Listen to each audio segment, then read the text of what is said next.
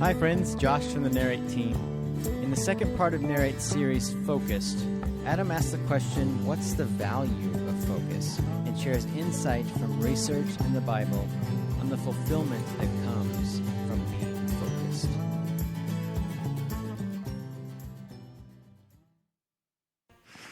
Hey, good morning. I'm glad to hear you laugh. The 8:30 did not a peep, and I was like, it's okay to laugh. We would laugh at you if it was you, and so you can laugh at them when it's them. For those of you that were with us on Vision Weekend, we did this video about this breakfast that one of our classroom teachers started for at-risk kids at HMS. I just thought it'd be fun for you to hear. We're just kind of in the final stages of working out. There's a classroom teacher from here who's going to start one at CR. So pretty exciting. We'll kind of keep you posted on that, but I'm excited about that, and it has nothing to do with this series called Focus. In fact, it's kind of the exact opposite, because in my enthusiasm for the reality that's happening, I'm going like, we got to talk about that. So if you weren't with us last week, you're catching us in part 2 of a series that we started last week where we're trying to take a long, deep look at technology and its impact on the way we think and relate. If you came expecting a thorough exegetical kind of expose on a certain passage from the text, today's not your week. Check with us in a few weeks, and we're going to do more of that. But we do want to explore what does it mean to follow Jesus in Helena, Montana in 2016. And we think that the iPhone and the internet and email and Facebook and all of that is right smack in the middle of that conversation. So that's the conversation we're having. Speaking of all that, do you remember what it felt like to leave work and have this profound sense of like, I'm done. Like, I am caught up. You have that little yellow pad. You remember when you would leave work and there was nothing else? Maybe it was by the end of the week, not the end of the day, but where you just, like, there was nothing else on the yellow pad. You just had that sense of like, I'm caught up. Remember that feeling? It's been a while, hasn't it? It's part of what I want to explore here this morning is if there is this collective sense, and it seems that whether we're talking about work or we're talking about your home. And by the way, who told us to buy a house? That was the worst advice I was ever given. My task list has never been the same since. I'm going to start I'm going to rent for life movement, and I will be the first one who's a part of it. And I'll rent from you, and you can paint the house. Anyway, what I want to explore this morning is if there's this collective sense, and it seems that there is, that those days are long gone, then wouldn't that raise the value of focus? Like, if we're going to agree that we're not going to get everything done, then wouldn't that make the conversation about what we're going to get done pretty preeminent? In fact, I have a friend who I used to work for, and when he said it, I thought it was really cynical and dark, and now I understand. He would say, like, I'm realizing that my job in life is to disappoint people. Now, if you've ever led anything or birthed anything or raised anything or had friends or anything like that, which is all of us, you can kind of begin to understand where that's coming from, can't you? There's this sense of like, I can't attend to everyone who's messaging me and talking to me and asking of me and requesting of me. And so it becomes a conversation of how do we decide who? In fact, for me, there was, for the last couple of years, I've been saying to friends and coworkers and just team members and stuff, I've been saying like, I'm just having to get used to the fact that the days where I would end a day or a week and go, I'm caught up, they're gone.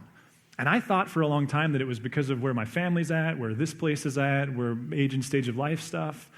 But what's crazy to me is that the more I talk to people in general, it doesn't matter whether they're 6th graders or in high school, whether they're empty nesters, wherever they're at in their vocational kind of trajectory, there seems to be this collective sense. And I guess part of what I'm wondering is if that's not directly related to our inboxes. You know, in the 90s, the whole, like, get things done wisdom was all about limiting your inboxes, and yet the reality is, what if every app on your phone and every person who has your email address and every friend on Facebook, never mind, you'd never call them a friend, but that's a different conversation, like, what if those are all inboxes? And therefore, this is a conversation that it doesn't matter whether you have a job or not, whether you own your own business or not. It's just this reality of we can't possibly attend to all the requests. Now, on this issue of focus, and really the question, I guess, that I want to ask this morning, we're going to kind of take a pretty clinical approach this morning. I want to talk about 3 different bits of research that were done that I think illuminates the text and the life of Jesus quite well, and so we're going to go there this morning. But there's a guy who started researching in the early 1980s. Go ahead and put his image up there, and you'll see why I just refer to him as a guy. I don't know who has the ability to pronounce that, but I think that he learned how to spell his name the way you would play poker at like Last Chance Casino or whatever, Keno. I think he just started pulling them out of the bucket. Anyway, we'll just call him Dr. C. Dr. C is actually a pretty famous psychiatrist. He invented a direct sampling method of psychiatry that is still utilized pretty heavily today. And in the 80s, his interest was how does what you're doing in the moment impact your mood? Like, he was really trying to discern, like, what makes us happiest? Is it a beach on Maui, or is it spreadsheets? Like, is it a day off, or is it a day at work? He wanted to know this, and so we went to work trying to understand this. The problem was he didn't really have a mechanism to do it, because at first he would just say to people, tell you what, come into my lab, and so they'd come into his lab, whatever that was, and then he would say, okay, so 5 hours ago, what were you doing? And they'd say, like, I was shopping at Vans, and he'd go, okay, so what were you feeling? And I'm like, what do you mean, what was I feeling? I don't remember what I was feeling 5 hours ago. So it didn't work. So then he did something that we've all had teachers do, and we all know it's a bad idea, and it continues to get being used. He would say, here's a journal. Would you just fill it out intermittently throughout the day? And of course, when you were given that assignment, what'd you do? What'd you do the last day of the semester, right? The day before it was due. Like, you're no idiot. You pull out your calendar and you just start making stuff up. So that's what people did. So they couldn't get this information. But then there was a new technology that came to the floor. Now, you would laugh at it, but the technology was a pager. And what a pager, for those of you who are like, what's a pager? What would happen was there were these things called phones. They hung on a wall. And you would dial the number of the pager, and the pager would vibrate, or there would be some kind of sound that would go off. And then on a touch-tone phone, I remember my grandma had a turnstile phone. You couldn't even use that to do a pager. It took a touch, what's a tone, whatever that's called. I don't even know. So you type in the number of the phone number, and then that would come across the pager, and then they would call you back. And then you'd go like, so you paged me. What do you need? So what he would do is he would hook these patients up with pagers, and he would say to them, they would program it to intermittently go off, and he would ask that when it went off, here's a stipend, please do this research with me. Would you please just stop what you're doing, whatever you're doing, and tell us what you're doing, and then document how you're feeling? And he got some results. And then they started saying to people, additionally, when it goes off, will you call the number, and there will be a person at the other end, and they're just going to ask you, what are you doing? How are you feeling? Well, the result of that, and this became some pretty landmark research. We'll talk about what it's been titled in just a moment, but he compiled this whole bit of information about, like, what makes us happy. So aren't you excited? Like, you get to hear the secret of what makes you happy. Here's what he says. The best moments usually occur when a person's body or mind is stretched to its limit in a voluntary effort to accomplish something difficult and worthwhile. Now, this is called flow theory. He's written a book called Flow. You can listen to TED Talks called Flow. It's a whole body of psychiatry and research and theory. This is why sometimes it's a whole lot easier to enjoy a day at the office than it is a day at home. This is why we're going to talk next week about reclaiming boredom. There's some data that would say the most miserable hour in the United States is noon on Sunday. Because we've so subtracted having plan, we think recreation is having nothing to do and no plan and no challenges. And so what they're finding is by Sunday at noon, the average American worker has worked through their to-do list. They've kind of worked through their laundry. They're doing all this stuff. By Sunday, they have no more plans, nothing else to do. And there's this like, Bronco game doesn't come on until 2. Miserable. So we're going to talk about boredom next week. But what this began to push back on was this idea of, like, wait a minute. Maybe the same thing that gives runners a high and gives people who like to work out the hormone that comes out, maybe we're made for challenges. See, what Dr. C would say is that if you're looking for the kind of life that is fulfilled, then you're also looking for the kind of life that is deeply engaged in meaningful challenges. Now, I bring all that up to go, that to me is comical in our culture.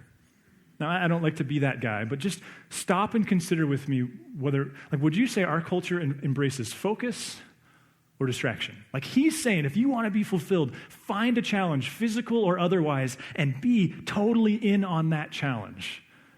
And yet we live in this culture, and if you weren't with us last week, we threw out all kinds of data that just, we celebrate distraction. Now, we don't call it distraction. We like to put a much prettier face on it. We call it multitasking. Multitasking, as we talked about a couple of years ago even, multitasking's a myth. It's as fake as Mickey Mouse. Like, there's no clinical, neurological, scientific evidence that it's even remotely possible to multitask. You can switch task, and some of you are going like, wait a minute, someone told me I was a woman and I can multitask. You can switch task. You can conscious task and unconscious task, but you can't multitask. What the science says is you're just jumping. Now, there was a researcher who wanted to understand what is the impact of this switch tasking. And in fact, she teaches in the business school at the University of Minnesota, which is kind of a pretty nationally renowned business school. They even do research there. And this researcher, her name is Sophie Leroy. She so lives what she preaches that she doesn't even put a picture of herself on the internet. She wanted to know, with a bunch of accomplished and up-and-coming business leaders, how does multitasking, or more appropriately switch tasking, impact the quality of their work? So we have Dr. C telling us, if you want to be fulfilled, you need to focus. And then she comes along and she asks this question, how does the quality of a person's work change when they're multitasking? Now, she set up several different studies, but here's just kind of a summary, an example of what she would do. In one case, she took some business professionals, some people, I'm assuming in her grad school. I guess she didn't articulate whether or not it was grad school or not, but it sounds better if I said it's grad school, so I'll just say it was grad school. And she gave them word puzzles and said, solve these word puzzles. And then what she would do is halfway through, now in some cases she let them finish them, but the real driving part of her research was about halfway through, she would interrupt them from solving the word puzzles, which all of us go like, thank you, I hate word puzzles. Now what do you want me to do next?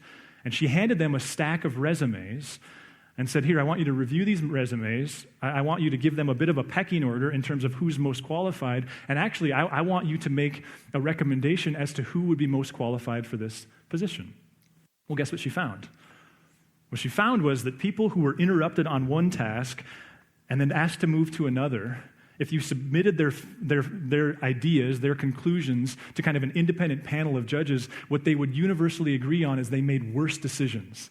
In other words, these highly qualified, highly successful, very up-and-coming business leaders, when they were asked to switch task from word puzzles to making a decision about hiring somebody, they made altogether different and worse decisions than they would otherwise make. Now, the good news is you don't do word puzzles. The question becomes, so what about an email? What about a text message? What about oh yeah, I was thinking I needed to search for that on Amazon. What about a Facebook feed? What about a buzz from your phone that someone just retweeted one of your tweets? See, she coined this phrase that is used if you study this whole kind of band of thinking, you'll see this phrase quite often. It's called attention residue. She says, let's stop calling it multitasking. Let's recognize that what happens, and the image there I love because it's kind of like that of a frog, right?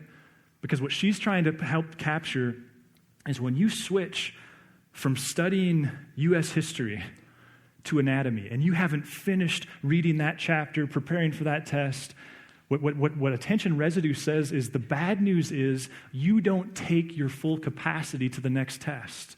So you just went from, let's just go business, from writing up some kind of a proposal, and you were using 100% of your brain, and then midstream you went and started answering an email that's a little bit dramatic, which is why you're kind of suddenly wanting to answer it. The reality is 30% of your brain stays behind and is stuck on that problem, which means now you're tackling this personnel issue with only 70% of your capacity.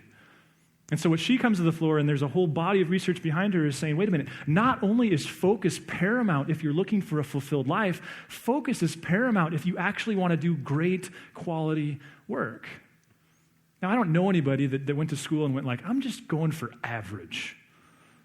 If I could just be an average, attorney, if I could just be an average business person. The only area where I feel like average would be a win would be as a parent. I'd be perfectly happy if I could just accomplish average, wouldn't you? The rest of it, no, we're not going after average. Here's where I think this matters, and if I could just kind of almost put it in reverse for a second. Last week we started a conversation, and Andy Stanley said something years ago that impacted me where he said, if you'll just continually talk about your own crud, your own brokenness, then you'll never run out of things to talk about. So my reality is I can't run out of things to talk about, so here's my crud. And for me, this whole conversation was born out of a moment where I just caught myself going okay, so Adam, what does it mean to love God with your mind? What does that look like? Because remember, Jesus was one time asked to stand on one foot and make sense of the Torah, keep it simple, stupid. You don't you don't get a half an hour, you get a few seconds. And Jesus said this, here's what it sounds like. Love the Lord your God with all your heart, with all your soul, and with all your strength, with all your mind, and love your neighbor as yourself. Jesus rises up and has this challenge of, wait a minute, your whole person. Use it to love God. Now, Kate made a good observation this week in a meeting. She said, Adam, the problem is loving God with your mind is we're not all going to have the same answer. And I think that's very important to be honest about. For those of you that have a newborn at home, for those of you who are going to school at Carroll or Helena College, for those of you who are suddenly empty nesters, some of you do intellectual work, some of you build things, some of you sell things. It's going to look different for all of us. The conversation I'm trying to bring to the floor is what does it look like to love God with our minds in a culture that is predicated upon, dominated by, titillating distraction? Like, how do we deal with this novel distraction piece that is so paramount within our culture? Now, the good news is, look at what Paul says, because for me, my bias is when science and the text come together, I love that. Because suddenly I don't feel like this kind of backwoods religious person. I'm going like, wait a minute, I knew Jesus was the smartest man who ever lives. He said this 2,000 years ago. And we see this in the text because what we see in the text is a God who describes a robust mental life. This is not a God who says like, it doesn't really matter what you do with your brain. Constantly he's focusing on people's minds. The Apostle Paul did this in Colossians 3. Check this out. And this is maybe among the more popular, but I think pretty helpful in this conversation.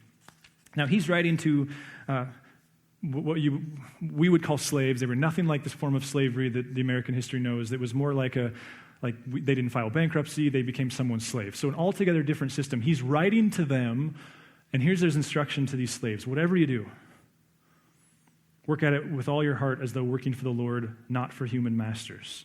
Since that you know that you will receive an inheritance from the Lord as a reward, it is the Lord you are serving. Here's the good news. The God that Jesus claims to be does not define spirituality as sitting in a dark room with candle lighting and scriptures in hand and just thinking about him all day long. Now, he's going to ask some people to do that for the rest of our benefit, but the God that Jesus claims to be is not a God who's esoteric and far removed from everyday life. This God says, you want to love me? You do whatever it is that your everyday life calls you to do, and you do it, I kind of want to cuss right now, but I'm not going to do that. Like, you do it really, really well. Like, you kick butt at it, if you know what I mean. Like, you be the best. And you go, wait a minute, how is that attached to loving God? And this God goes, because I love people. And this is not a movement that defines loving me by a bunch of otherwise detached religious nonsense. I keep it simple. You love me by loving people. And the more you get to know me, the more clear it'll be on what it means to love people. Now, this God is apparently secure enough that you don't have to think about him all day long. Now, I don't know that doing so would hurt. I don't know about you, but there was a time in my spiritual life where I thought the win was like thinking about God all day long. We know he's always present, but this God goes, that could be beneficial, but the win is the quality of the work that you put out there. I think the question we're asking is, if that's the win, then how might an iPhone, how might constant access to the internet, how might that negatively impact that?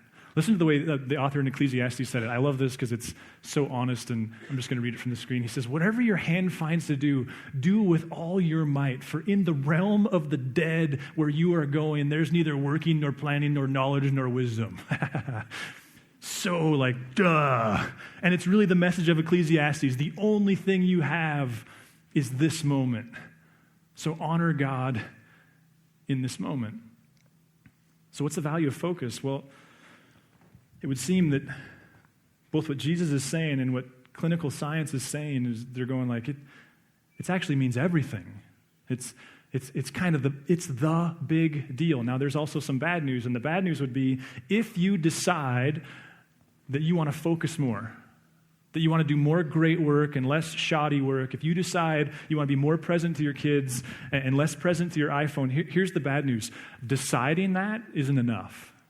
And there's all kinds of research that would say that. In fact, a couple of researchers, Wilhelm Hoffman and Roy Baumeister, I decided this week that if I were ever to start a communist regime, my first edict would be anybody who does clinical research has to change their last name to Smith, because then we could cite them and actually sound semi-intelligent.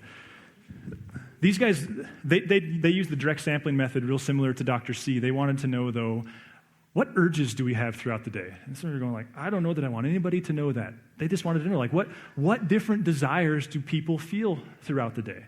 And then they started doing that with high school students, and the whole system crashed. They couldn't even keep up with them. Just kidding.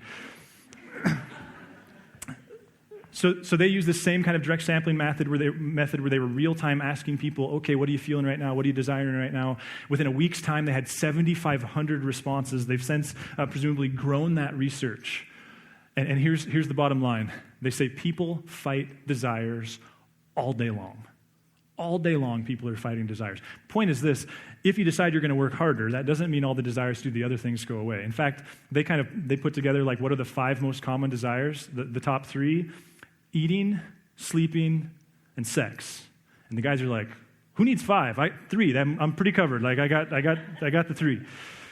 Here's the others that consistently showed up in the top 5: taking a break from hard work, checking email and social media, surfing the web, listening to music, watching TV.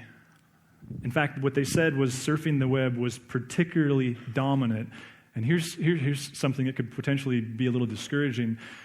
Their research would say, and again, this isn't like some dude with the Bible and 30 minutes to fill, making up stuff. This is clinical research.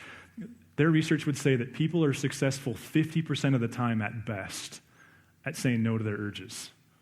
In fact, they summarize it this way. They say, we have a finite amount of willpower that becomes depleted as you use it. Now, this complements and in some ways opens up a whole new field of research that's concerning itself with this issue of willpower. Now, you may have been raised in an environment, you may yourself adhere to an idea that willpower is a character trait, right? That if you have enough character, then you can say no to anything. The research would say that's not true. That willpower is much more like a muscle. See, character traits, you deploy them when you need them. Willpower is a muscle that tires with use. It's why, and we've talked about this before, Tom Rath in Eat, Move, Sleep talks about there's a very good reason why you can walk by the chocolate chip cookies at 8 a.m. And then when someone does you the good fortune of dropping them by at your office, you can walk by them at 1 p.m. And then when you get home, you can skip them at 5 p.m. But by 9 p.m., you've had 4. Because willpower gets consumed as the day moves along. There's a reason why jails fill up and crimes happen towards the end of the day. Not all of them, but because it's a willpower issue. There's all kinds of reasons for, I think, why the text talks about all the incredible things that happen in the morning. Why? Because we have more willpower. But here's the catch. If you're going to decide that focus is a goal of yours, the research would say we've got to get serious, you've got to get serious about your thinking about habits.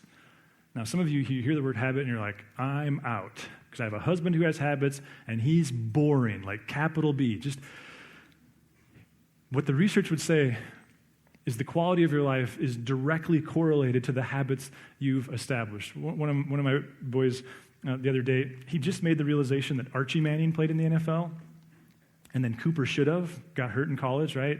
And then Peyton did, and now Eli does, theoretically. Just kidding. He's a terrible guy to have on your fantasy team, just so you know. I'm just giving you that free advice right now. And Chase was like, wow, they must have been a really athletic family. And I thought, no, I've seen Peyton scramble. I don't think that's really the issue. I think there's something else going on there. I said, actually, and it was because I think I was reading this stuff, I said, actually, I wonder if that's too simplistic. Now, is there DNA? Of course, because not all of us are 6'6". But I said, I wonder if actually having a dad who made the NFL, what it does is it helps you understand what type of habits you have to get there. Because that's a big goal, right? That's some lofty ambition. What if, I said to Chase, what if it actually reflects just how hard you have to work to accomplish those goals? See, that person who you have deep admiration for whatever it is they accomplish, guarantee you start peeling back layers, and what you find are some core habits. That person who you're like, I hope my life never looks like that. Guarantee you start peeling back layers, and you start discovering and identifying some habits. Last week, my challenge to you was to have conversation in a couple relationships where you just kind of go like, okay, level with me. How is the way I engage technology and my device, how is it impacting our relationship? I think this week my question to you would be, what core habits do you need to work on? What's one habit that if you employed that, if you deployed it into your life, it would dramatically change you 5 years from now? One guy, Rabbi Daniel Lapin says 5 years from now, a giraffe is a giraffe and an elephant's an elephant. But what makes humanity unique is you'll be an altogether different person in 5 years. And the habits that you form and that form you will have everything to do with who that person is. So by way of just kind of going like, how can we keep this as practical as possible? There's 3 habits that really stood out to me. I've been researching this since about January, mostly because of my own brokenness, and then there's like, hey, we can talk about this. 3 things that have kind of risen to the surface to me for what they're worth. The first thing is simply this: block scheduling is everywhere. Now, it's going to look different for all of us, but block scheduling is absolutely a theme. People who are high achievers and therefore have a high amount of emotional fulfillment and actually do great work, they pre-decide how they're going to spend their time. Jerry Seinfeld, he had a ritual. He wrote 1 joke every day, no questions asked. What you see are habits. I heard one guy one time speaking at a writer's workshop who said, you have to sit in front of the typewriter from 8 a.m. to noon, that's how old this was, from 8 a.m. to noon every day and type, because the great stuff is born about 10% of the time, but if you don't do the full gamut, you don't get any of it. Like, habits are absolutely a theme within this. The other thing that comes up is and this is kind of obvious, but it's the idea of silencing your cell phone. Here's the way I've been thinking about this, is like, if there was a person in your life, or let me back up there. Your phone, I think, is predicated upon being the number one priority in your life. The entire system is designed that it usurps all other priorities and makes itself your number one priority. And here's why I think that. Who else in your life has permission to tap on your shoulder every 7.5 minutes? Like, I mean, you're going like my 3-year-old. Exactly, and that's why you're looking forward to not like him being a 6-year-old, right? Like, if someone said to you, if a coworker said, hey, would you mind if I dropped by the office every 5 minutes and asked you a question? Like, what would be your response? Yeah, thank you, exactly. If your wife called you every 5 minutes, would that make for a great marriage or not so much? I mean, if you had a boyfriend who called you every 5 minutes, what would that make him? A stalker. Yeah, like, compare that to the way we engage our phones. Like, I was talking to someone the other day about, well, I won't even get into the iWatch, but I'm like, I couldn't handle that. Like, just, I mean, how long could your stream of thought be? Part of what drove me in this series, you guys, was the realization that I remember being in college before the iPhone. And do you remember, like, reading a verse in the morning or having someone say something in class or reading something or hearing something, and it almost became like your source of entertainment, where you'd think about it intermittently throughout the day and you'd kind of problem solve? Do you remember when work wasn't work, but you, like, kind of enjoyed the problems that you were solving? I guess my thesis is, what if our phone is a big part of that not happening? The research would say over and over and over again, if you're still in the class of people that carry your phone around in your back pocket and respond to its every sound and nudge, then the quality of your work and your thought is nil. There's all kinds of things, whether it's dropping on a bookshelf when you get home. I've started just leaving my phone on Do Not Disturb almost all the time, which makes me a very bad friend and someone who actually has a thought. And the great news is and in the new iOS, on the new iPhone, some of you still have Android phones, I know that, but you program your own stuff anyway, so you don't care. In the new iOS 10, you can go into your contacts and you can mark certain contacts can call through or text through your Do Not Disturb anytime they call. So even that whole, like, but what if Johnny gets sick at school? Never mind that, like, up until a few years ago we did fine. You can even deal with that. The research would say that if you don't have an organized plan for when you're on, when you're not, it's your priority. Now, that makes friendship tricky. I was just been talking with friends about that. Because we all know we carry it all the time. And we all understand, like, wait a minute, if they haven't responded to my text, that means I know they saw it. It comes back to that, who are we going to disappoint?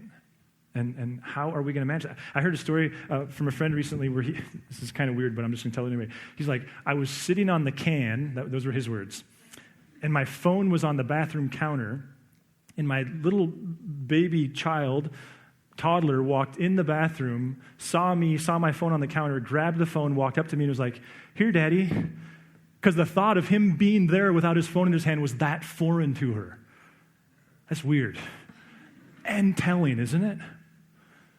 Here's the third thing, and for me this has been really helpful, is what guys say is, what researchers say is surfing the web, answering email, looking at Facebook.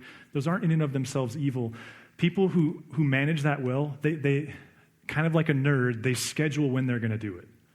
That the issue here is multitasking. The issue here is responding to those kind of the addictive impulse that comes with those novel stimulations. The issue is you didn't plan to check your Facebook while you were standing in line at the grocery store, so don't. You might actually have a thought while you're doing so. What they talk about is you schedule. You have a little Post-it note next to your computer, and every time you think like, oh yeah, I was going to see if there's any new Volcom shirts on sale on Amazon, you write that down, and the next time you decide to go surf the internet, you do that then. You think like, oh, I got to email this person. You do that then. You schedule your email responses over and over and over again. These high performers, they don't just answer their email as they come in. They have blocked times in their day where they answer email, much like a professor at college who has open office hours. I know that's a little preachy, but here's I just want to end on this quote and an idea that comes with it. Cal Newport says it this way. Go ahead to that next slide. This, for me, when I read it, was one of the main drivers of this whole, what does it mean to love God with your mind? He says, at issue here is this: don't take breaks from distraction. Instead, take breaks from focus. No one's saying checking out is bad. In fact, what they would say is Olympic caliber focused people. There's a limit to your capacity to do that as well. But the issue is, are you going to which thing are you going to take a break from? You know, the great news is that in the text, Jesus doesn't describe a life where he says, here's the ideal. Now work really hard and make it happen. What makes Jesus' movement, following him, altogether different is he says, here's the ideal, and I would love to come abide in you and help make it possible. Listen, I know that there's a sense of going like, what does this have to do with God?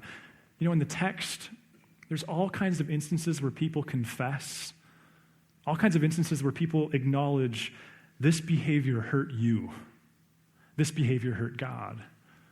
The reality is the internet didn't exist in the lives of the text, but those of us who are trying to live it, that's our challenge, is to take their world and translate it to ours. And I just have to think that part of what God would have us begin to confess, not just so that we felt guilty, but so that we could repent and change the way we live, is to go, wait a minute.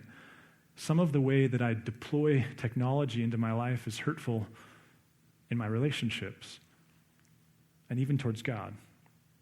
And so I just invite you to continue to think through that. I'm going to pray. God, Lord, thanks that you are a technical God whose feet are firmly on the ground. Thanks, God, that you're not threatened by the everyday life, even the drudgery that comes with it, but that your desire is to transform us within that space. Jesus, would you give us the wisdom to know how to land our own habits in our own lives and the courage to do it? Amen.